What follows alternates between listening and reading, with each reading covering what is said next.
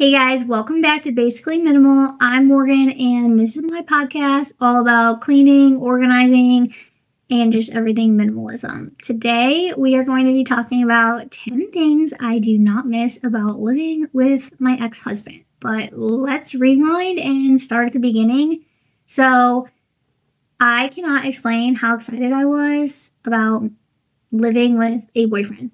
That is all I wanted to do, was to be a wife and live with my husband, probably for about since I played with Barbies. That's all I wanted. Since I've played with Barbies, I have wanted to be a wife. And I was so excited when I finally met somebody who was ready for that, wanted to get married, wanted to live together, wanted to have kids. I thought, wow, this is actually happening for me. Obviously, I'm divorced, so it didn't really turn out, but that's okay because everything happens for a reason. And with me telling you that that is all I ever wanted, was this list isn't, the whole thing isn't really his fault, because the second he moved in, I did everything. I wanted to do everything, and that is because that's all I ever wanted. I wanted to do the laundry, I wanted to cook, I wanted to clean, I wanted to do everything because I am a fixer personality. I like to take care of people. That's just who I am. But now, after that experience, and also just like dating in my 30s, I've realized that that's probably not the best approach, and that it should be more of like a partnership. So I'm just grateful that I'm able to have a second chance, because I feel like once you set the tone of that, it almost becomes the expectation that you're supposed to do everything. And I don't want to be in a relationship like that. So anyways, let's get to the list. Number one, my bathroom sink, or just like my bathroom. So it would always be messy and dirty. And I always talk about how you avoid rooms and spaces that are messy, cluttered, dirty, unorganized. Your brain will just like avoid those spaces. And I felt like I was avoiding the place that I was supposed to be getting ready in, because it was always messy. Like I'd clean it and then it'd be messy, and I didn't want to be in a space where I was uncomfortable or it just bothered me. So I was avoiding doing like anything to better myself in the sense of getting ready. Number two, crumbs in the kitchen, like on the floor. I do not miss that at all. Just like sweeping the crumbs from the counter onto the floor and not doing anything with them. I do not miss that. I do not miss like feeling a crumb on my sock. I don't miss that. Obviously, I have crumbs too, but I do sweep. So then, like, if I drop something, I just pick it up and I know it's from me. And that's the thing, like, when you live by yourself, it's your mess, it's your responsibility. But when you live with somebody else, it's like you can't control what they want to do. Like, you can't control what bothers them and doesn't bother them. So if it doesn't bother them to like sweep crumbs on the floor and step on them, you're never going to be on the same page, because it bothers you, it doesn't bother them. So I'm very much enjoying living alone. Number four, no mud, dirt, dust in my house. Like, when you come in from the garage, it goes into the laundry room and then it goes into the kitchen. So a lot of times there would just be like shoes coming in and out of the kitchen, and like mud, wetness, snow, dirt, dust, whatever. I do not miss that at all. Number five is my top one, is the unmade bed. I do not miss an unmade bed. Even if I sleep on the couch, I fold the blankets. I hate the way an unmade bed looks. I feel like it's a good habit to make your bed. There's research that shows it's a good thing for you to make your bed every morning. It's like the first task you can do.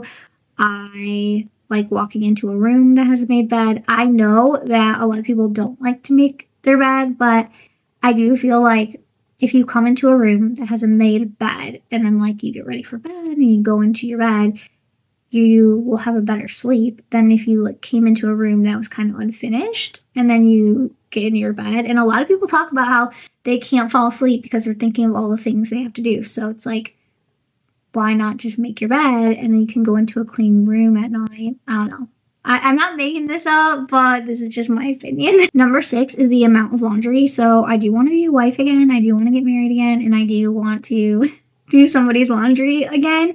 However, I guess it's not like the amount of laundry that bothered me. It was like when I'd open the drawers to put laundry away, it'd be a mess. Like it'd just be like clothes all balled up and stuff like that. And I felt like my time was wasted. All the time I spent doing all this laundry. And then to see that it was just like dug through, that bothered me. And I do not miss that at all. Plus, I don't have as much laundry just being me. So it's kind of nice that not every single day I'm having to do laundry, which I know if I get married again and have kids, different story, but I'm just talking about my top 10 right now in this moment, in this season of life. Number 7, I guess like this doesn't really bother me that much, but I was trying to come up with 10 things, so this is on there. Empty boxes in the pantry or just like in the fridge if something ran out and then it's just like the box is still in there, which again, I think a lot of people do that. And that kind of goes along with my put it away, not down, instead of just like taking the 5 seconds and throwing the box away or recycling it or whatever. A lot of people will just think I'll do it later and just take the last snack. So I definitely think that this is a common thing, but it's something I don't miss. Number 9 is the microwave. I don't like a dirty microwave. I just hate opening up the microwave when it's dirty, and I'm short and my microwave is like up where I'd have to, when I clean it, I have to stand on a stool or some sort of something to get in there. If the microwave was at a lower level, I'm sure it being dirty wouldn't bother me because I'd be able to easily clean it, but it's hard for me to access. Things that are hard to access are going to be more undesirable to clean, and that is my microwave. So I'd like clean it. I put, the water and vinegar and all that stuff. And then, like, my ex-husband would refuse to use this, like, covering thing for heating up things, which, again, is, like, another, like, my grandma would use that. My mom would use that. So that's such something I like to use because although you have to clean it, you can, like, throw it in the dishwasher, whereas, like, I have to climb up on something to clean the microwave. And I did not want to do that. So definitely do not miss that at all. I will say I made popcorn the other day though, and it wouldn't fit under that cover. I didn't even think to put the cover on it, honestly. I don't know if you can do that. And it like popped grease all over the place. I'm like, okay, I won't be making popcorn that often. And number 10 is not having a million envelopes everywhere. So my ex-husband, he always felt like he had to save the envelopes of everything, even if like he didn't need the paper or like it didn't matter, like he would keep the envelopes. So instead of just like keeping the papers in files, like he'd have to keep the envelope too. I'm like, we don't need the envelope. And so I just love having less junk in my house. I love having less like unneeded things because I just like don't understand why you need to keep an envelope to something, especially because the system I have of organizing, I literally have clear pouches. They say what it's for. So like, let's say it's taxes or whatever, I don't know, all the taxes go in there. So you don't really need the envelope because it's the taxes.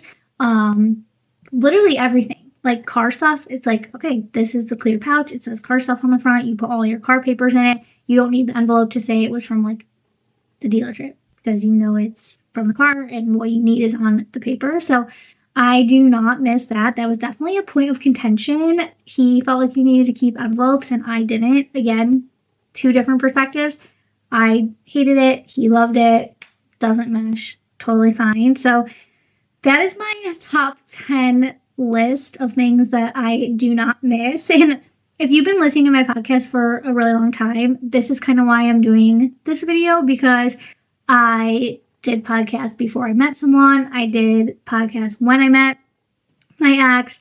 I did podcasts with my ex about like chores that we feel we should do at our house. And like obviously the seasons change, things change.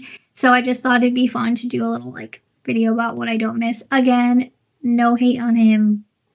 Totally fine. Like we obviously had different perspectives. And I will say too, like things that I thought were cute that he did at the beginning, like I despised at the end.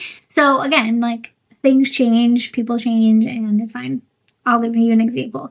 when he used to come over as like a boyfriend, or he was first living with me and we like just our relationship was different. If he'd leave the stools pushed out, I thought it was cute. But then like when our relationship, obviously we're divorced, so like when it wasn't that great, the stools being out, I thought I could like see red. I guess it wasn't like that terrible, but I'd just be annoyed like, why can't you push a stool in? So it's just funny how your perspective changes based on how your relationship is. So that just goes to show that there's ebbs and flows. And yeah, so if you, I don't know what I was going to end this with. Basically, that's it. So bye.